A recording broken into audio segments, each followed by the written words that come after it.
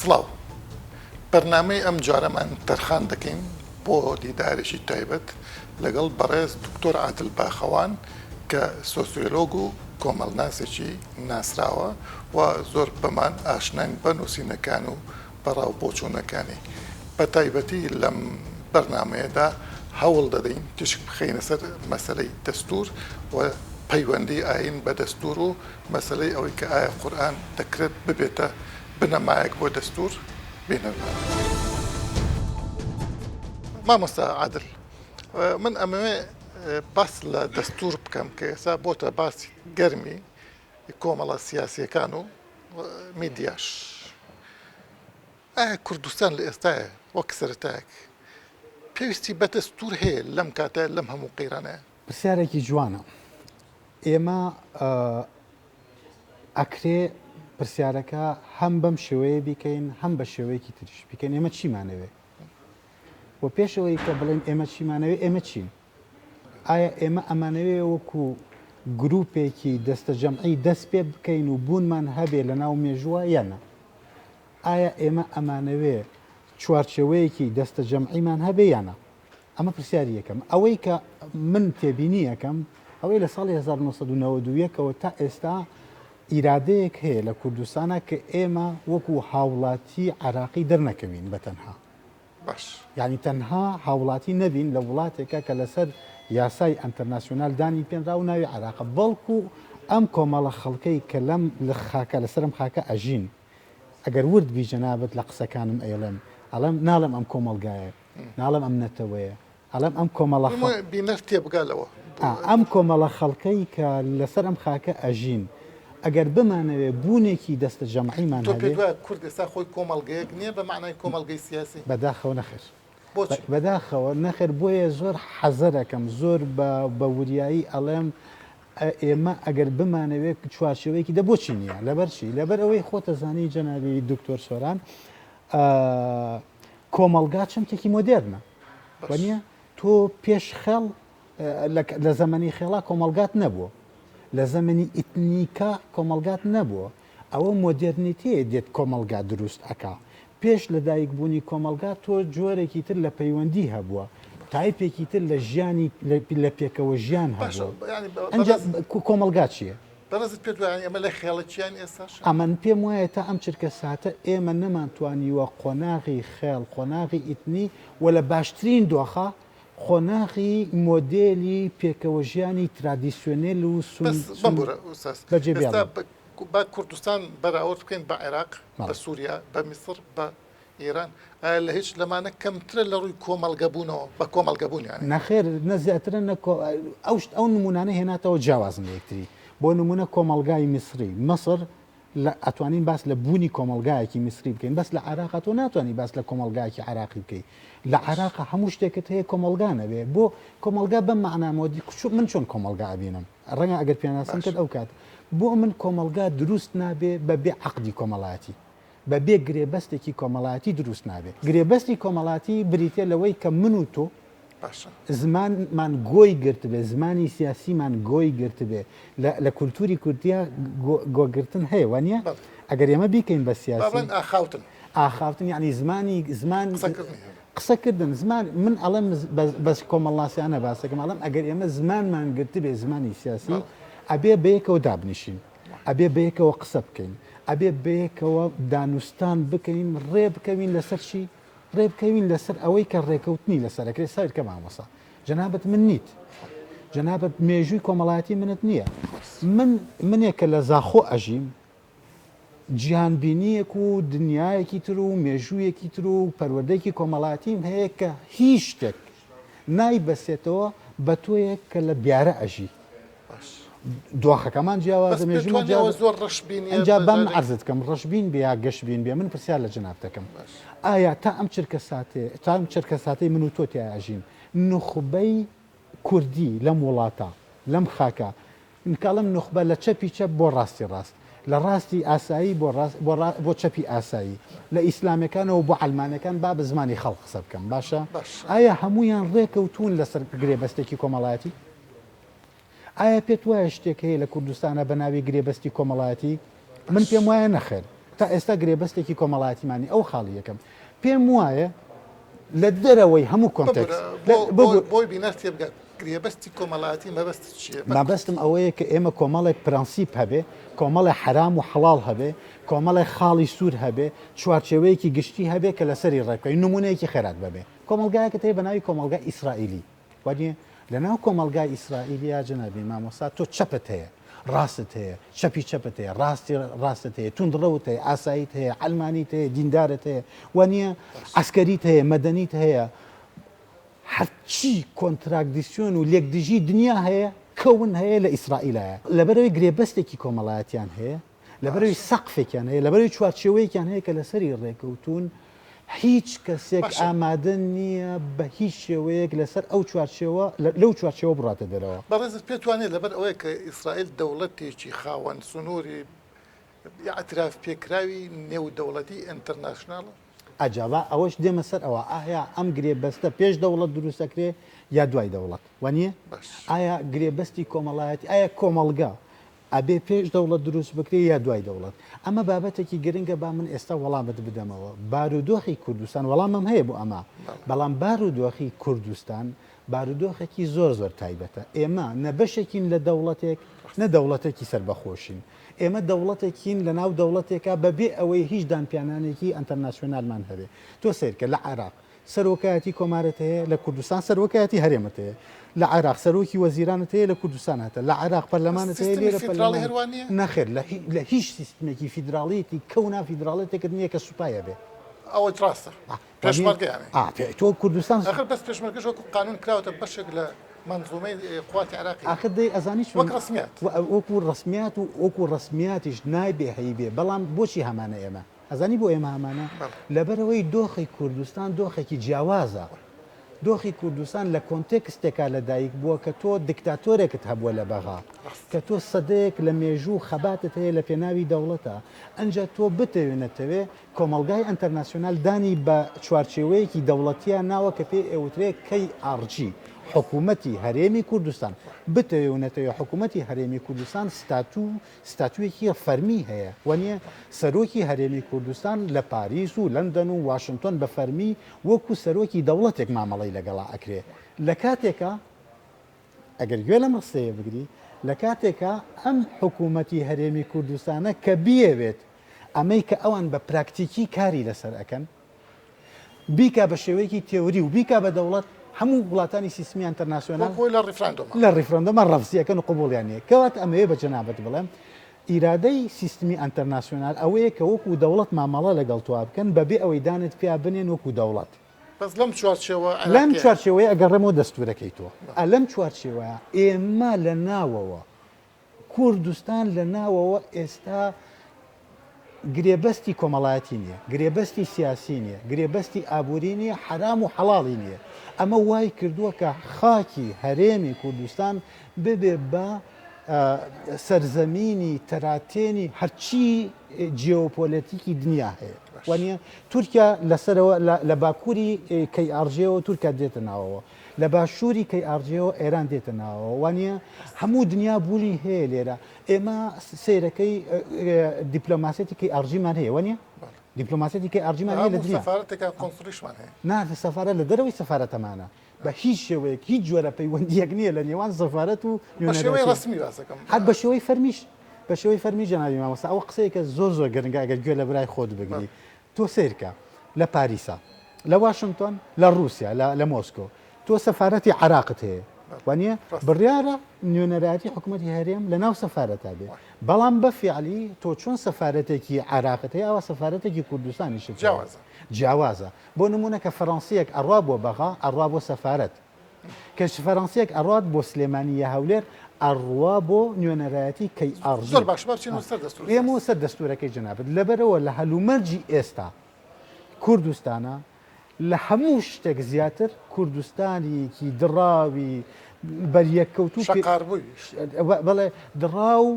لەسەر ئاسی سیاسی لەسەر ئاسی سەربازی هێزی پێشمەرگەتێک نییە هێزی ئابووریتێک نییە هێزی کۆمەڵایەتیێک نییە هێزی ئەکادمی و زانستیتێک نییە هەمووی دڕاوە لەناو ئەم هەموو دڕاوە دەستور ئەکرێ سەرەتایەکی زۆر گرنگ بێ بۆ ئەوەی هێزە سیاسیەکانی کوردستان ڕێبکەون لەسەر گرێبەستێکی کۆمەڵاتی دوای دەستور بۆیە بوونی دەستور لە ئێستا بۆ من لە هێزی پێشمەرگەی کوردستان لە هێزی ئابووری کوردستان لە هەموو شتێک گرنگترە و ئەبێ ئەولەوێت لە هەموو جارێک کە لە وڵاتانی ئیسلامی بەگشتی کوردستان بە تایبەتی باسی دەستورەکرێ بێگومان دەستور مەرجعیاتی خۆی هەیە هەموو یەکسەرڵەن قورئان دەستورمانەوە ئەبێ قورئان بێت و ئەبێت دین یعنی پێت وایە دەوری دین لە دەستورە چییە بۆچی وایە لە وڵاتانی ترا هەیە بەم شێوەیە یار ئەمە هەر وڵاتانی ئیسلامی و مەسەرەن کوردستانە لەژێر فشاری هێزە سیاسی دینیەکانە ئەم قسە ناکرێت تۆ چەند مۆدلێکت هەیە مۆدلێکت هەیە کە بەریتانیا مۆدلێکت هەیە کە تورکیە مۆدلێکت هەیە کە فەڕەنسیە مۆدلە بەریتانیەکە بریتێ لە چی بریتێ لەوەی دەوڵەت بە فەرمی دینی هەیە ینی دەوڵەت ئەلمانی نییە لە بەریتانیا وە لە دەنیمارکیشا دەوڵەت ئەلمانی نییە دەوڵەت بە فەرمی دینی هەیە بەڵام لەسەر ئاستی کۆمەلگا و گرێبەستە کۆمەڵایەتی کە عەرزی جەنابەتم کرد لەسەر ئاسی سکولاریزم دامەسراوە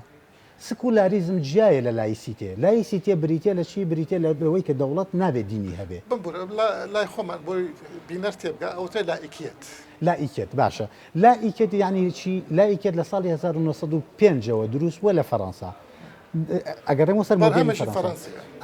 لایکێت بریتێ لە یاسای جیاکردنەوەی دین لە دەوڵەت بەریتانیا مەی ڕەفز کردوێتەوە چونکە بە دەوڵەت دینی هەیە بەڵێ وایە دەنیمارکەش ڕەفزی کردوێتەوە بەڵام کۆمەلگاکان کۆمەلگایەکی سکولارە سکولار یعنی چی مامۆستا یعنی ئەو بەهایانەی کە کۆمەلگای لەسەر دروستەکرێ بەهاینە ئاینین بەڵام دەوڵەت ئاینی هەیە لە تورکیا پێشوانەیە لە تورکیا تەماشاکەی دەوڵەت بە فەرمی دەوڵەتێکی لایکیەوە نیە بەڵام تەماشاکەی کۆمەلگاکە کۆمەلگایکی ئاینیە وانە بە شێوەیەکی ڕێژەیی گرنگ باشترین بەڵگەشت ئەوەیە کە ئەوە زیاتر لە 20 ساڵان تقریبان وانە حیزبێکی محافظکار دێتە سەر دەسەڵات ئەوەی من ئاگام لێبێ ئەگەر زانیارەکە ماڵەیە بۆم ڕاستکەرەوە ئەم حیزبە محافظکارە ئاکەپێ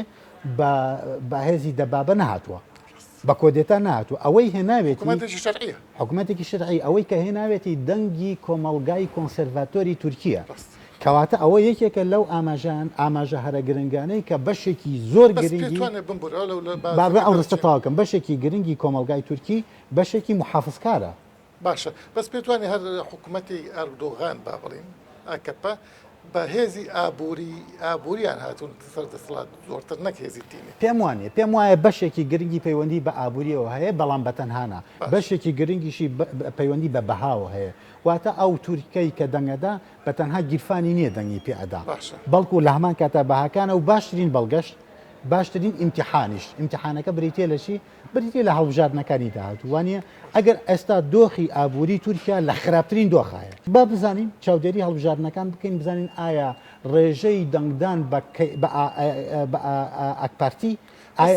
ببوورە ئایا لە 140 ئابەزێ بەڵام بە ئەگەر ڕێگەم بدەی نمونە فەڕەنسەکەشت دەمێ بەڵام لە فەڕەنسا تۆ مۆدلێکی ترێت هەیە کە لە یەک کاتە دەوڵەتەکە لایکە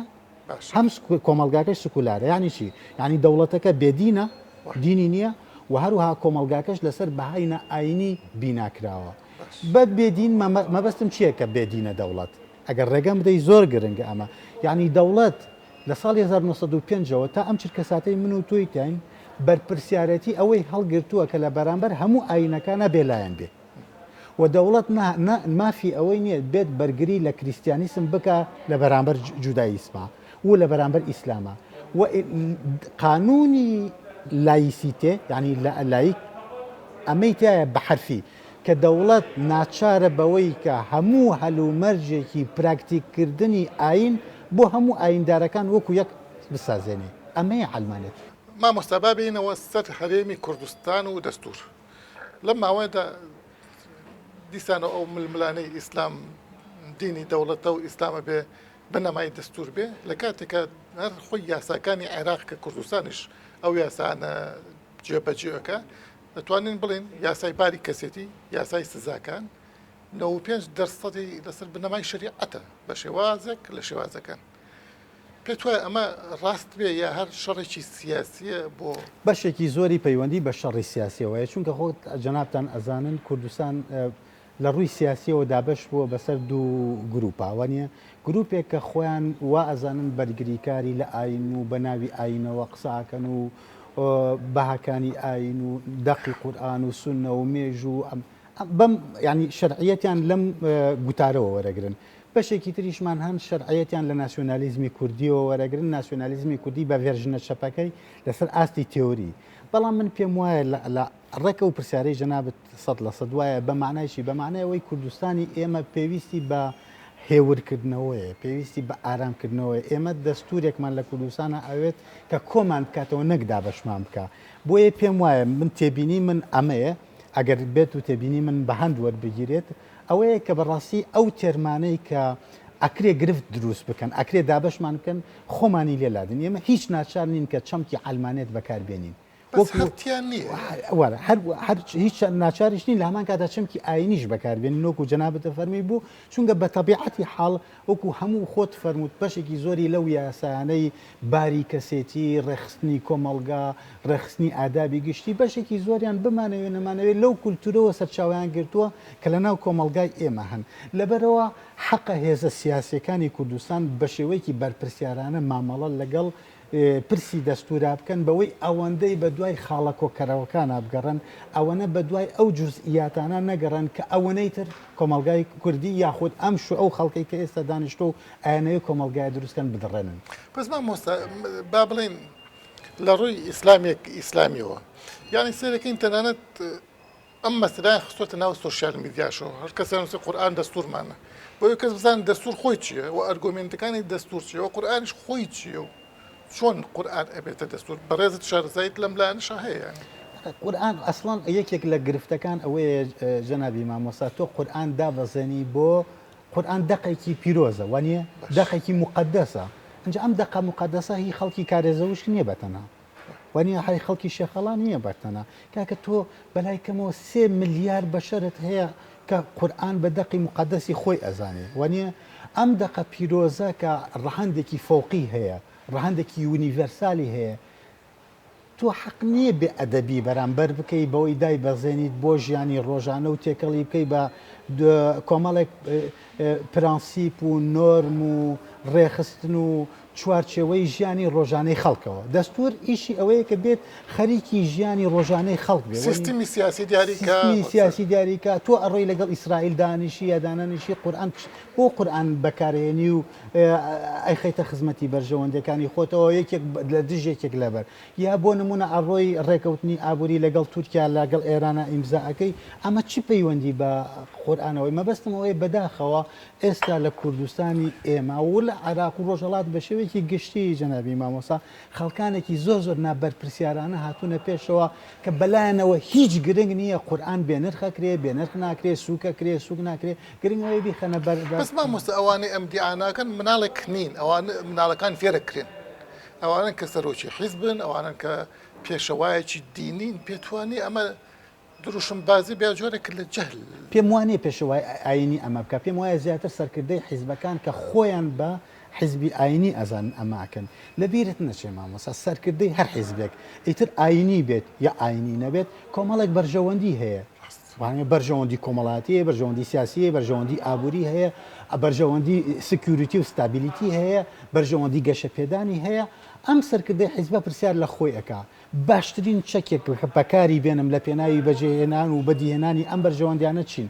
من پرسیار لە تۆ ئەەکەم بە درێژایی مێژوو هیچ چەکێکەیە لە چەکی ئاین بەهێزتر بێ نییە ئەو کەسەی کە ئەم چەکە بەکارێنێت پرسیار لەوە ناکە ئایا من خۆم بکەمە خزمەتی ئاین یا ئاینە خەمە خزمەتی خۆم ئەو هەر سەرکردەیەکی سیاسی لە هەر شوێنێکی ئەدنیایە بێت جەنابی مامۆستا دڵنیا بە لەوەی کە دەستی برد بۆ ئاین بۆ ئەوەیە کە ئاین وەکو لیمۆیەک بگوشێت هەتا دوا دڵۆپی بیخاتە بەرژەوەندەکان هەر لە ترامپەوە هەتا ئاگاتە حەولێر بۆ بێ ناوی کەس پرسیارێک لە جەنابەت بکەم یەک پرسیاری باسی پێم خۆشە جەنابەت وەڵام بیتەوە سەرکردەی کام حیزبی دینی ئەڵەم حیزب باشە سەرکردەی کام حیزبی دینی وەکو ئەندامێکی خواری خوارەوەی حیزبەکەیەژی سەرکردەی کام زۆربەی ئەندامانی مەکتەب سیاسی حیزبە دینیەکانیش زۆریان با ناونێنم کوڕەکانیشیان لێرە ناژن چۆتە ئەمریکای خوێنێ چۆتە بریتانیای خوێنێ کوڕی هەژارەکەش لێرە خانە سەر جادە و ئەزانی چۆن جنابی مامەسا بتەوێنێتەوێت سەرکردەی حیزب ئەندامی مەکتەبی سیاسی حیزب ئەندامی سەرکردایەتی حیزب ئەندامی پەرلەمانی حیزب هەموو ئەمانە وەزیری حیزب سەفیری حیزب ئەمانە ئەزانی سەر بەچی چینێکی کۆمەڵایەتین سەر بە چینی بۆرژوای کۆمەڵایەتین بۆرژوازێتیش لە هەموو کۆمەلگایەک زۆر تازە بۆرژوایە یا بۆرژوازێت یا تازە بۆرژوازێت یا وانی هەموو ئەمانە گرنگ ئەوەیە لە ڕووی ئاستی ئابوووریەوە ئەوان مەسرحی خوان هەیە ستادی خوان هەیە مەلەوانگەی خوان هەیە پاسپۆرتی تایبەتی خوان هاوڕێی خوان هەیە سارەی تایبەتی خوان هەیە ماڵی تایبەتی خوان هەیە ئەزانی جەنابی مامۆستا من داتایەکت بەمێ ئەندامێکی خواری خوارەوەی حیزب ئیتر ئیسلامی بێت یا ئیسلامی نەبێت ڕێک ئەلمانی بێت یا مەسیحی بێت یا لە جوولەکە بێت لەم وڵاتە لە عێراقا بە پێ و داتانەی کە ئێمە لە بەردەستمانە ئەندامێکی خواری خوارەوەی حیزب ئەبێ 363 ساڵ بژی ئیش بک بەردەوام حەوت ڕۆژ لەسەر حەوت ڕۆژ ئەگەر موچەکەی 1200 دلار بێ مانگانە ئەبێ 362 ساڵ ئیش بک بۆی داهاتی یەک ساڵی ئەندامی سەرەوەی حیزبەکەی هەبێ کاڵێم ئەندامی سەرەوەی حیزب مەبەستم پەرلەمانتارێک وەزیرێک سەفیرێک ئەندامێکی مەکتەبی سیاسی ئەبێ ئاوا بێ بە شێوەیەکی گشتی لەبەرەوە جەنابی مامۆستاوا من عەرزت بکەم ئەو سەرکردانەی کە لە حیزبان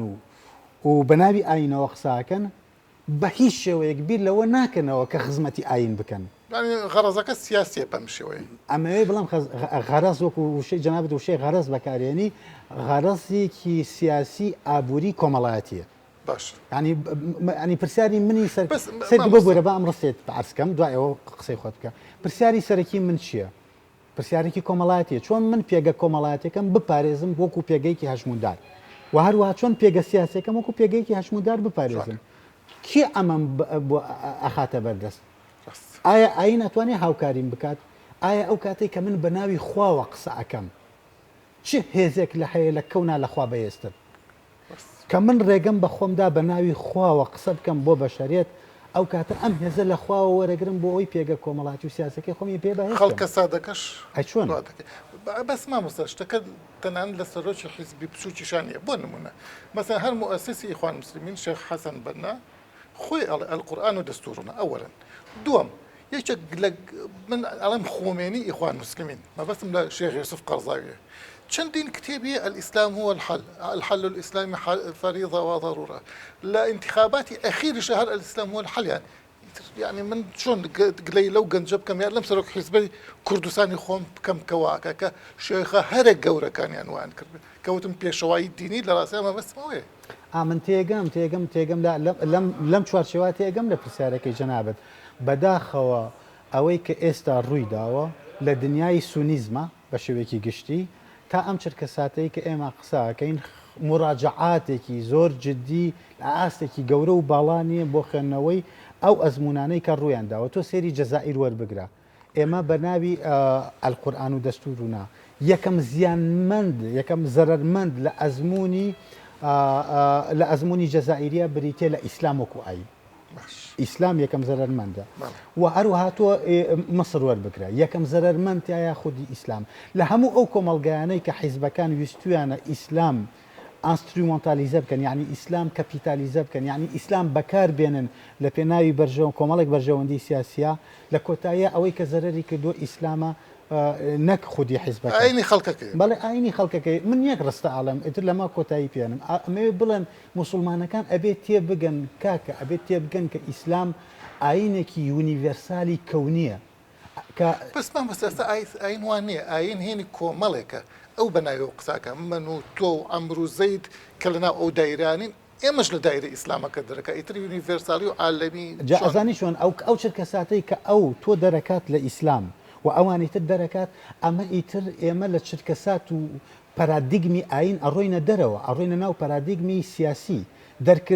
دەرکردنێکی سیاسیە نەک دەرکردنێکی دینی کەس ناتوانێت تۆ چۆن ناتوانانی کاکە سەلەفیەک لە فەڕەنسا 10,000 ئەوەنەی تۆ خۆی بە مسلمان و دیندارە زانی ئەوەنە ڕیشی هەیە پانتۆلەکەی تا ئێرە دێت کە ئاگاتە سەر داوامەکەی لەگەڵ کچێکە داوامەکە ئەم لای ماچەکە ئاگات